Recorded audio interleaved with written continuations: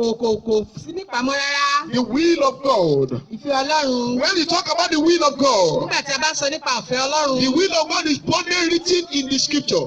A kọ ìfẹ́ Ọlọ́run gbangba sínú ọ̀rọ̀ rẹ̀. It is not hidden at all. A kò fi pamọ́ rárá. But many people decide to ignore the will of God. Ọ̀pọ̀lọpọ̀ ló fi ló kọ ìfẹ́ Ọlọ́run sílẹ̀. Many people decide to ignore the will of God. Ọ̀pọ̀lọpọ̀ ló kọ ìfẹ́ Ọlọ́run sílẹ̀. Kí Why? ni ìdí? Because they thought that it's not convenient.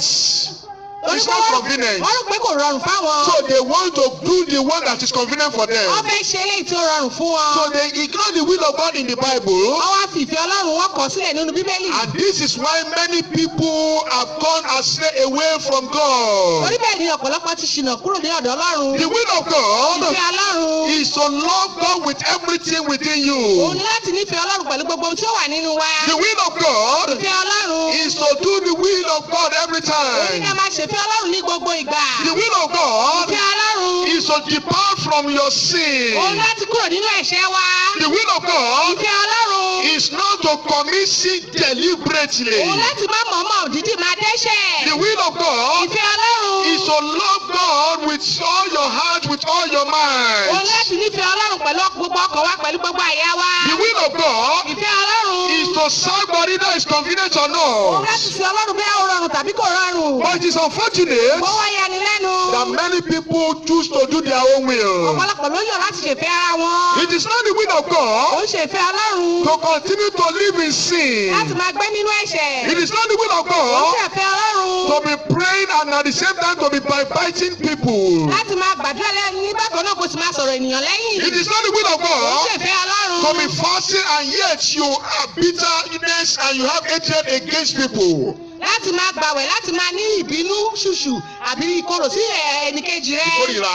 Ìkórìíra. It is not the will of Ó ń God ṣèfẹ́ Ọlọ́run. to say you go to Láti church máa sọ pé òun lọ sílé and ìjọsìn. yet you are still telling Síbẹ̀ lies. òun purọ́. It is not the will of Ó ń God ṣèfẹ́ Ọlọ́run. to say you go to church, Láti máa sọ pé òun lọ sílé you ìjọsìn. belong to a big Ó church, jẹ́ kan lára you are a worker, Ó jẹ́ òṣìṣẹ́. a minister, Ẹni tó ṣiṣẹ́ and fọ́lọ́run. yet Síbẹ̀. you still live a life of lies and deception. Ó wá ń gbé ìgbé ayé irọ́ àti ẹ̀tàn. It is not the will of Ó God ń ṣèfẹ́ Ọlọ́run. to be a worker or a member of a Láti church, jẹ́ òṣìṣẹ́ láti jẹ́ kan lára ọmọ ìjọ. and yet you are gossiping people about. Síbẹ̀ ó sọ̀rọ̀ ènìyàn lẹ́yìn It is káàkiri. not the will of Ó ń God ṣèfẹ́ Ọlọ́run. to be committing fornication and Láti adultery. máa ṣe àgbèrè àti panṣágà. It is not the will of Ó ń God ṣèfẹ́ Ọlọ́run. to say you are a Christian, Láti máa sọ pé onígbàgbọ́ ni ọ́. yet you are dressing half naked on the Síbẹ̀ streets. ó wúrì ní ìhòòhò ní àárín òpópónà. It is not the will of Ó God ń ṣèfẹ́ Ọlọ́run. to be praying or fasting Láti máa gbàwẹ̀ láti máa gbàdúrà. in sin.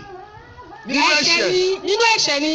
In sin. Nínú A ẹ̀ṣẹ̀. lot of people are praying and fasting in sin. Ọ̀pọ̀lọpọ̀ ló ń gbàdúrà tó ń gbàwẹ̀ nínú ẹ̀ṣẹ̀. They say we are doing revival. Wọ́n ní à ń ṣe ìsọjí. We are doing spiritual Wọ́n exercise. nígbà à ń ṣe ohun ti ẹ̀mí. Yet they find it difficult to leave their sin.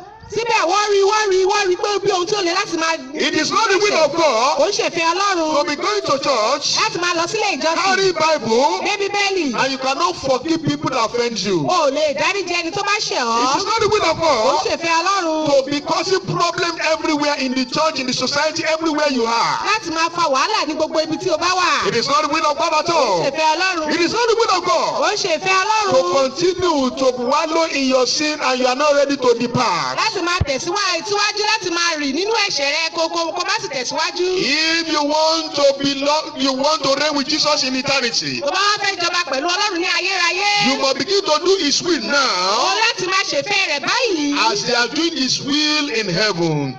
Bí wọ́n ti ń ṣe ìfẹ́ rẹ̀ ní The ọ̀run. will of God is to surrender your totality unto Jesus Ìfẹ́ Christ Ọlọ́run ni láti jọ̀wọ́ gbogbo rẹ̀ fún Ọlọ́run. and to begin to live holy life. Láti máa gbé ìgbé ayé ìwà mímọ́. Holy life means you don't commit sin deliberately. Ìgbé ayé ìwà mímọ́ túmọ̀ sí pé ká má dìdí máa There is dẹ́ṣẹ̀. nobody that is perfect, is Kò true. sẹ́ni kankan tí ó pé. That is very true, the Bible confirms it. Lóòótọ́ ni Bíbélì sọ nípa rẹ̀. But you don't use that one to now begin to commit sin deliberately. O wá nílò láti máa fìyẹn máa fi dẹ́ṣẹ̀ ní gbogbo ìgbà. You avoid sin at all costs Ó kọ ẹ̀ṣẹ̀ ní gbogbo ọ̀nà. as the will of God.